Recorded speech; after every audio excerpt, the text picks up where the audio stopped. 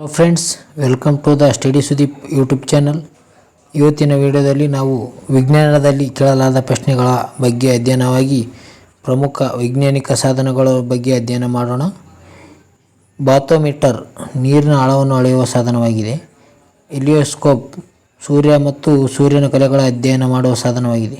Alpha, beta, gamma ಕಿರಣಗಳನ್ನು ಪತ್ತೆ ಹಚ್ಚುವ ಸಾಧನವನ್ನು ಗಿಗ್ಗರ್ ಮುಲ್ಲರ್ ಸಾಧನವಾಗಿದೆ. ಕೌಂಟರ್ ವಿಮಾನದ ಎತ್ತರವನ್ನು ಅಳೆಯಲು ಬಳಸುವ ಸಾಧನ ಅಲ್ಟಿಮೀಟರ್ ಸಾಧನ. ಶಾಖದ ಪ್ರಮಾಣವನ್ನು ಅಳೆಯುವ ಸಾಧನ ಕ್ಯಾಲೋರಿಯೋಮೀಟರ್. ವಿವಿಧ ಪ್ರಚೋದನೆಗೆ ಜೀವಿಗಳ ಪ್ರತಿಕ್ರಿಯಿಸುವುದನ್ನು ವಿದ್ಯುತ್ ರೂಪದಲ್ಲಿ ದಾಖಲಿಸುವ ಸಾಧನವನ್ನು ಕ್ರಸ್ಕೋಗ್ರಾಫ್ ಎನ್ನುವರು.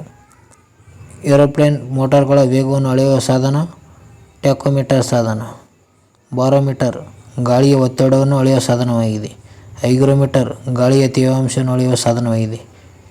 ಬೋಲೋಮೀಟರ್ ಶಾಖವನ್ನು ಅಳೆಯುವ ಸಾಧನವಾಗಿದೆ. ಕಲರಿಯೋಮೀಟರ್ ಬಣ್ಣದ ತೀವ್ರತೆಯನ್ನು ಅಳೆಯುವ ಸಾಧನವಾಗಿದೆ. ಅದೇ ರೀತಿಯಾಗಿ ಡೈನಮೋ ಯಾಂತ್ರಿಕ ಶಕ್ತಿಯನ್ನು ವಿದ್ಯುತ್ ಶಕ್ತಿಯನ್ನಾಗಿ ಪರಿವರ್ತಿಸುವ ಸಾಧನವಾಗಿದೆ. ಎಲೆಕ್ಟ್ರೋಸ್ಕೋಪ್ ವಿದ್ಯುತ್ ಆವೇಶವನ್ನು ಪತ್ತೆ ಹಚ್ಚುವ ಸಾಧನವಾಗಿದೆ. ಗಾಳಿ ವೇಗವನ್ನು ಅಳೆಯುವ ಸಾಧನ ಯಾವುದಪ್ಪ ಅಂದರೆ ಅನಿಮೋಮೀಟರ್. ಅದೇ ರೀತಿಯಾಗಿ ಥಿಯೋಡೊಲೈಟ್ ಲಂಬ ಮತ್ತು ಅಡ್ಡ ಸಮತಲ ಕೋನಗಳನ್ನು ಅಳೆಯುವ ಸಾಧನವಾಗಿದೆ. ರಕ್ತದ ಒತ್ತಡವನ್ನು ಅಳೆಯುವ ಸಾಧನ ಸಿಗ್ಮೋಮಾನೋಮೀಟರ್. ಸ್ಟೆಥೋಸ್ಕೋಪ್ ಮಾನವನ ಹೃದಯ ಬಡಿತವನ್ನು ಅಳೆಯುವ ಸಾಧನವಾಗಿದೆ. ಇಸಿಜಿ ಎಲೆಕ್ಟ್ರೋಕಾರ್ಡಿಯೋಗ್ರಾಫ್ ಹೃದಯ ಬಡಿತದ ವಿದ್ಯುತ್ ತರಂಗಗಳ ಅಳೆಯುವ ಸಾಧನವಾಗಿದೆ. ಇಸಿಜಿ ಎಲೆಕ್ಟ್ರೋಎನ್ಸೆಫಾಲೋಗ್ರಾಫ್ ಮೆದುಳಿನ ಉಂಟಾದ ವಿದ್ಯುತ್ ತರಂಗಗಳನ್ನು ಅಳೆಯುವ ಸಾಧನವಾಗಿದೆ.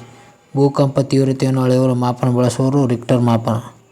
ಭೂಕಂಪನವನ್ನು ಅಳೆಯುವ ಮಾಪನ ಸಿಸ್ಮೋಗ್ರಾಫ್. ಇನ್ವರ್ಟರ್ ನೇರ ವಿದ್ಯುತ್ತನ್ನು ಪರ್ಯಾಯ ವಿದ್ಯುತ್ತಾಗಿ ಪರಿವರ್ತಿಸುವ ಸಾಧನವಾಗಿದೆ.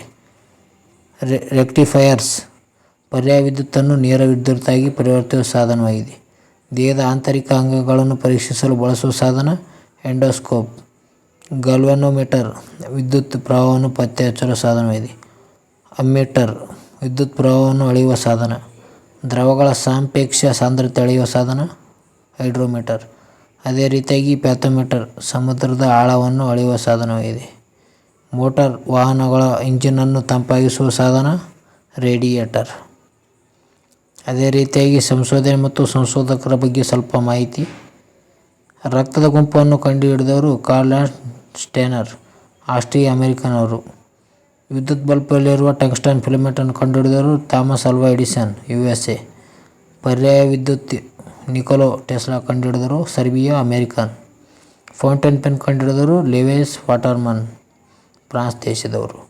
ಮೊಬೈಲ್ ಫೋನನ್ನು ಕಂಡುಹಿಡಿದವರು ಮಾರ್ಟಿನ್ ಕೂಪರ್, ಅಮೆರಿಕದವರು. ಕಂಪ್ಯೂಟರ್ ಕಂಡುಹಿಡಿದವರು ಚಾರ್ಲ್ಸ್ ಬ್ಯಾಬೇಜ್, ಬ್ರಿಟನ್. ಡೈನಮೈಟ್ ಕಂಡುಹಿಡಿದವರು ಆಲ್ಫ್ರೆಡ್ ನೊಬೆಲ್, ಸ್ವೀಡನ್ ದೇಶದವರು. ಡೈನಮೋ ಕಂಡುಹಿಡಿದವರು ಮೈಕಲ್ ಫ್ಯಾರಡೆ, ಇಂಗ್ಲೆಂಡ್ ದೇಶದವರು. ನೈಲಾನ್ ಕಂಡುಹಿಡಿದವರು ಡಾಕ್ಟರ್ W. ಕ್ಯಾರೋಥರ್ಸ್, ಅಮೆರಿಕದವರು. ಜೋಸೆಫ್ ಪ್ರಿಸ್ಲಿ ಆಮ್ಲಜನಕವನ್ನು ಕಂಡುಹಿಡಿದವರು, ಬ್ರಿಟನ್ ದೇಶದವರು. ಜಲಜನಕವನ್ನು ಕಂಡುಹಿಡಿದವರು ಹೆನ್ರಿ ಕ್ಯಾವೆಂಡಿಶ್, ಬ್ರಿಟಿಷ್ ದೇಶದವರು, ಬ್ರಿಟನ್. ಸಾರಜನಕವನ್ನು ಕಂಡುಹಿಡಿದವರು ಡೇನಿಯಲ್ ರುದರ್ಫೋರ್ಡ್, ಸ್ಕಾಟಿಷ್ ದೇಶದವರು. Proton ಕಂಡುಹಿಡಿದವರು Ernest Rutherford, New Zealand, Britain ದೇಶದವರು. Electron J. ಥಾಮ್ಸನ್, ಬ್ರಿಟನ್ ದೇಶದವರು. ನ್ಯೂಟ್ರಾನ್ ಕಂಡುಹಿಡಿದರು ಜೇಮ್ಸ್ ಚಾಡ್ವಿಕ್, UK ದೇಶದವರು. ಬಾರೋಮೀಟರ್ ಟಾರೆಸೆಲ್ಲಿ ಕಂಡುಹಿಡಿದರು, ಇಟಲಿ ದೇಶದವರು. ರಾಕೆಟನ್ನು ಕಂಡುಹಿಡಿದರು ರಾಬರ್ಟ್ ಎ ಗೋಡಾರ್ಡ್, ಅಮೆರಿಕದವರು. ಎಲೆಕ್ಟ್ರೋ ಮೈಕ್ರೋಸ್ಕೋಪ್ ಕಂಡುಹಿಡಿದರು ವ್ಲಾಡಿಮಿರ್ ಝೊರಿಕಿನ್, ಅಮೆರಿಕ. ದೂರದರ್ಶನ ಕಂಡುಹಿಡಿದರು JL ಬಯರ್ಡ್, ಸ್ಕಾಟಿಷ್, ಬ್ರಿಟನ್.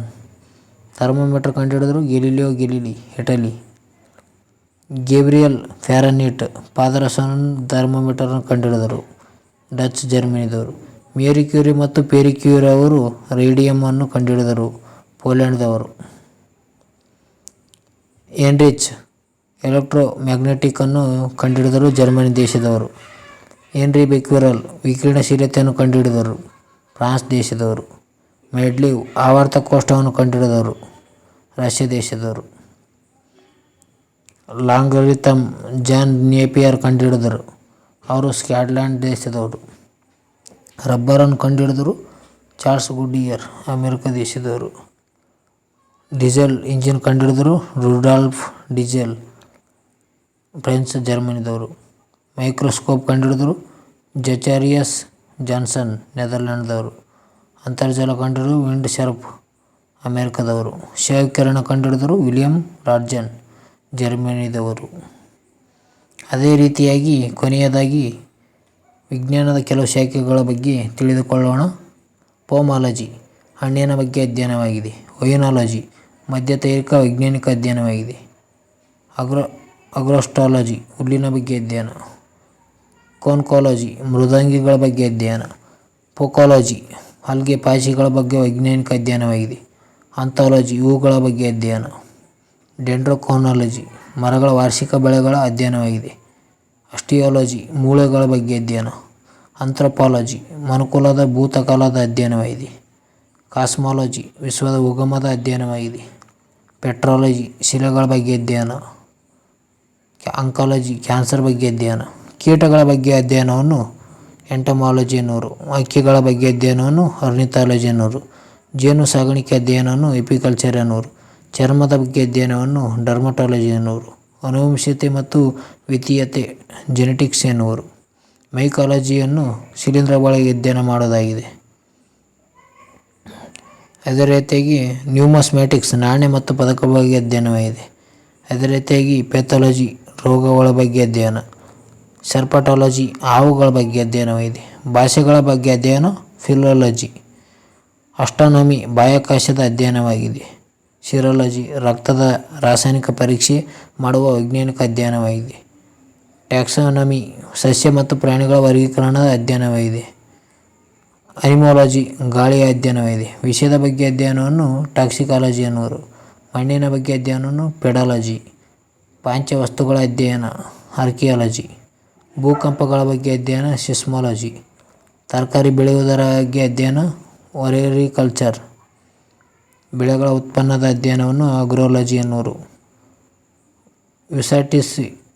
ವಿಸ್ಕಾಸಿಟಿ ಸ್ನಿಗ್ಧತೆ ಬಗ್ಗೆ ಅಧ್ಯಯನವನ್ನು ರಿಯೋಲಜಿ ಎನ್ನುವರು. ಹೈಡ್ರೋ ಅಕೌಸ್ಟಿಕ್ಸ್ ಸಮುದ್ರದ ಒಳಗಿನ ಶಬ್ದವನ್ನು ಅಳೆಯಲು ಅಧ್ಯಯನವಾಗಿದೆ. ದಂತಗಳ ಬಗ್ಗೆ ಅಧ್ಯಯನವನ್ನು ಓಡೋಂಟಾಲಜಿ ಎನ್ನುವರು. ಹವಾಮಾನದ ಬಗ್ಗೆ ಅಧ್ಯಯನವನ್ನು ಮೆಟ್ರಾಲಜಿ. ಸೈಮಾಲಜಿ ಊದುಗುವಿಕೆ ಫರ್ಮೆಂಟೇಷನ್ ಬಗ್ಗೆ ಅಧ್ಯಯನವಾಗಿದೆ. ನೆಫ್ರಾಲಜಿ ಮೂತ್ರಪಿಂಡಗಳ ಬಗ್ಗೆ ಅಧ್ಯಯನವಾಗಿದೆ. ಪೆಲೆಂಟಾಲಜಿ ಅವಶೇಷಗಳ ಬಗ್ಗೆ ಅಧ್ಯಯನವಾಗಿದೆ. ಮಯೋಲಜಿ ಸ್ನಾಯುಗಳ ಬಗ್ಗೆ ಅಧ್ಯಯನವಾಗಿದೆ. ಸೈಟಾಲಜಿ ಜೀವಕೋಶಗಳ ಬಗ್ಗೆ ಅಧ್ಯಯನವಾಗಿದೆ. ಅದೇ ರೀತಿಯಾಗಿ ಹಣ್ಣುಗಳ ಬಗ್ಗೆ ಅಧ್ಯಯನ ಪೋಮಾಲಜಿ. ಕಣ್ಣುಗಳ ಬಗ್ಗೆ ಅಧ್ಯಯನ ಒಪ್ತಾಲಜಿ. ಅಂಗಾಂಶಗಳ ಬಗ್ಗೆ ಅಧ್ಯಯನ ಹಿಸ್ಟಾಲಜಿ. ಸರೀಸೃಪಗಳ ಬಗ್ಗೆ ಅಧ್ಯಯನ ಹರ್ಪಟಾಲಜಿ. ಓಕೆ ಫ್ರೆಂಡ್ಸ್, ಇವತ್ತಿನ ವಿಡಿಯೋದಲ್ಲಿ ಇಷ್ಟೇ. ನೆಕ್ಸ್ಟ್ ವಿಡಿಯೋದಲ್ಲಿ ಸಿಗೋಣ. Study hard. Okay, bye friends.